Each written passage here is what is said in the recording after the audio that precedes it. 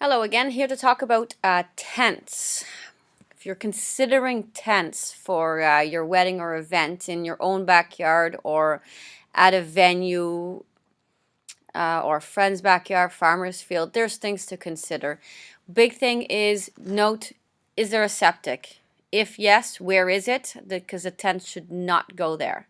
The stakes need to go into the ground, and if they pierce or puncture the weeping bed or the weeping tile, that is, could be upwards of $20,000 repair work on a septic field or bed.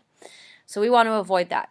The other thing is if the ground there is stakeable. There are areas, of course, that are solid rock and they need to drill holes to put stakes in. That's good to know in advance because they will charge you extra for that labor fee, of course. Certain tent styles are pole tents. Certain styles are frame tents, sail tents, clear top tents. You can put draping in tents, lighting, pole covers, swoops. It just depends. Where do you want to go with this, and what is your budget to make this tent look the way you want it to look, or to give it the feel that you want it to have for your wedding or event. As an overall rule, pole tents are often a little bit less expensive than frame tents. However, they must be staked. They cannot be counterweighted. So on let's say on a venue that's, let's say somebody has an event and they're setting it up in the parking lot, which is great for all the ladies with heels. However, the place does not allow you to stake. Then you must choose a frame tent with counterweights. And the counterweights come at an extra fee. Often the staking is included, but the counterweights are extra.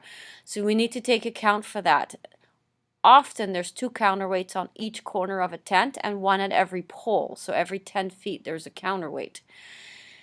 These are things that we need to certainly be aware of and get the quote, get that up front. The draping, the swooping, the lighting. Do you need a fan? Do you need heat, like forced air heat or a patio heater, depending on the size of the tent? Do you need air conditioning? Do you need all the walls? Do you need an actual door installed, like a physical French door framed out? Do you need flooring, partially or just one area for a dance floor? All these things are questions that you're going to have to answer before booking a tent. The company will definitely be looking to ask you that, and of course upsell you on all the extras like chandeliers or bistro lighting, etc., etc. So knowing the look is a big thing. Pole tents, they have a pole that goes right to the ground. So you have a pole in the middle of a tent. Let's say, for an example, 40 by 40, you have 1 pole to the ground. You go to 40 by 60, you have 2 poles to the ground. 40 by 80, you have 3 poles to the ground inside your tent. Frame tents do not have poles to the ground. Their poles to the peak start above your head, so that's not a problem there. Clear span, they don't have poles to the ground either. These are all things good to know, and it'll help you make a decision with that. So big thing is location. What is there? Is there anything in the way? Is there trees, vegetation, shrubs? How level is the ground? Overhead wiring, underground wiring, or piping, or sprinkler system, phone, gas line. These are all things that must be known prior to a tent going up.